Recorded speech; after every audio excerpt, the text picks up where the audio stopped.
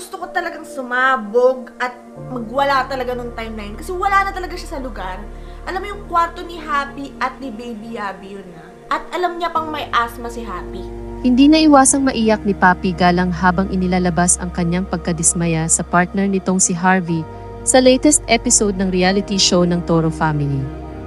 Habang nag-aalaga si Papi sa kanyang bagong silang na anak, namataan niya sa CCTV ng kanilang bahay na nagbuga ng kanyang vape si Harvey sa kwarto ng kanilang mga anak. Ikinapikon ito ni Papi at kaagad na kinompronta si Harvey. Sa loobin ni Papi na matagal na niyang pinagbibigyan ang partner sapagkat alam niyang hindi madaling mawala sa sistema nito ang ginagawa niya at hindi niya sinasabing agad-agad na huminto sa paggamit ng pads. Ngunit wala na raw sa lugar ang pagbuga-buga niya lalo na sa kwarto ng dalawang maliliit pang bata. At alam naman itong mayroong hika ang kanilang panganay. Nais man raw niyang sumabog at magwala ng mga panahon na iyon, ay inisip na lang niya na hindi siya pwedeng ma-stress dahil sa kakapanganak pa lamang niya. Pahayag ni Papi, sa totoo lang kumakalma ako at sinasabi ko sa sarili ko na hindi ako pwedeng ma-stress, baka mabinat ako, hindi pwede to dumidede sa akin yung bata. Pero gusto ko talagang sumabog at magwala talaga noong time na yun kasi wala na talaga siya sa lugar. Alam mo yung kwarto ni Happy at ni Baby Abby yun ha at alam niyang may asthma si Happy. Hindi ako na-pressure na mahinto ito agad-agad yung pagpapads o pag-vivip niya at naging patient enough ako para maghintay na unti-unti niyang mabawasan o kaya unti-unti niya talagang makwit yung ganun. Minabuti ni Mama Mari na ipaabot sa ibang miyembro ng pamilya at mapag-usapan ang bagay na ito nang marinig niya ang mga sinabi ni Papi patungkol dito.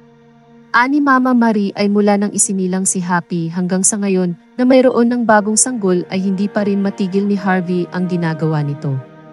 Dagdag naman ni Tony ay maging sapat na sana ang tatlo niyang anak upang maging inspirasyon na itigil na niya ang bagay na kailangan itigil. Inamin niyang mahirap ang biglaang pagtigil sa pads dahil gaya niya, kahit nagbubuntis na siya, ay nahirapan siyang unti-unti niya itong inalis sa tulong ni Vince na nauna na ring huminto sa pads. Humingi ng tawad si Harvey kay Papi at sa magkapatid na Tony at Mari at sinabi niyang hihinto na siya.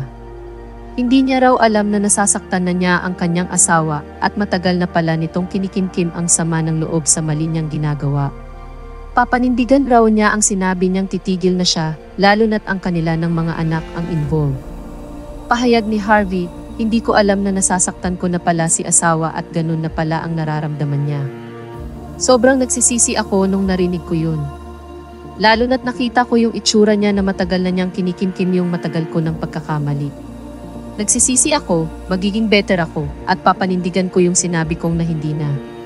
Kasi bata na yung involved tatlo na yun. I'm sorry asawa.